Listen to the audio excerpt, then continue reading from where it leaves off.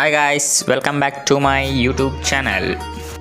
ಹೋಗೋ ಮುಂದೆ ಫ್ರೆಶ್ ಆಗಿ ಒಂದು ಎಳ್ನೀರು ಕುಡ್ಕೊಂಡು ನಾವು ಹೊಂಟ್ವಿ ನಂದಿಕೇಶ್ವರ ಟೆಂಪಲ್ ಕಡೆ. ಗೈಸ್ ಗಾಡಿ ಪಾರ್ಕಿಂಗ್ ಮಾಡಿದ ಕೂಡಲೇ ಅಲ್ಲಿಂದ ಒಂದು 300 ಮೀಟರ್ ಅಷ್ಟು ಟ್ರೆಕ್ಕಿಂಗ್ ಐತಿ ಗೈಸ್. ಸಣ್ಣದಾಗಿ ಗುಡ್ಡ ಟೈಪ್ ಐತಿ, ಅಲ್ಲಿಂದ ಮೇಲೆ ಹೋದ್ವಿ. ತಳಗಿಂತ ನೋಡಕ್ಕೆ ವ್ಯೂ ಹಿಂಗೆ ಕಾಣ್ತೈತಿ ನೋಡಿ ಗೈಸ್.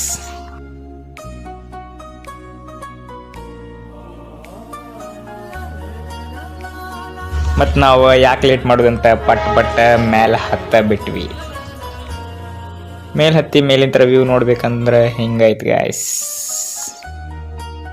ಸಂಡೇ ಆಗಿರೋದ್ರಿಂದ ಮಂದಿನೂ ಭಾಳ ಬಂದಿದ್ರು ಗೈಸ್. ಅಲ್ಲೆಲ್ಲ ಚಂದ ಮಸ್ತ್ ವ್ಯೂ ಎಲ್ಲ ನೋಡ್ಕೊಂಡು ಅಲ್ಲಿಂದ ನಾವು ಮತ್ತೆ ಫೋಟೋ ತೊಗೊಂಡು ಮಸ್ತ್ ನೋಡಿ ಗೈಸ್ ಎಲ್ಲ ಹೆಂಗೆ ರಿಲ್ಯಾಕ್ಸ್ ಮಾಡತ್ತಾರ. ಅಲ್ಲಿಂದ ನಾವು ದೇವ್ರ ದರ್ಶನ ಎಲ್ಲ ಮಾಡ್ಕೊಂಡು ಮತ್ತೆ ಅಲ್ಲೊಂದು ಸ್ವಲ್ಪ ಒಂದು 10-15 ನಿಮಿಷ ಎಲ್ಲ ಪೀಸ್ ಆಫ್ ಮೈಂಡ್ ಒಳಗೆ ಧ್ಯಾನ ಮಂದಿರ ಒಳಗೆ ಕುಂತ್ಕೊಂಡೆ.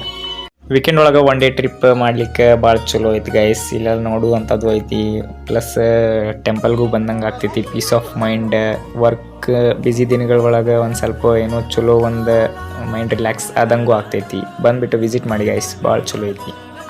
ಇದು ಲೊಕೇಶನ್ ಎಲ್ಲಿ ಬರ್ತದೆ ಅಂದ್ರೆ ಗೈಸ್, ಧಾರವಾಡಿಂದ ಒಂದು 18-20 ಕಿಲೋಮೀಟ್ರ್ ಆಗ್ಬೋದು.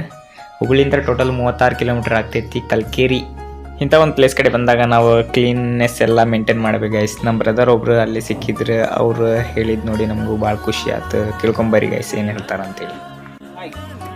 ಇಂಥ ಒಂದು ಪರಿಸರಕ್ಕೆ ಬಂದಾಗ ದಯವಿಟ್ಟು ಎಲ್ಲಿ ಬೇಕಲ್ಲಿ ಪ್ಲಾಸ್ಟಿಕ್ ಚೆಲ್ಲಿ, ನೀರಿನ ಬಾಟ್ಲ್ ಚೆಲ್ಲಿ ವೇಸ್ಟ್ ಮಾಡಬಾರ್ದು.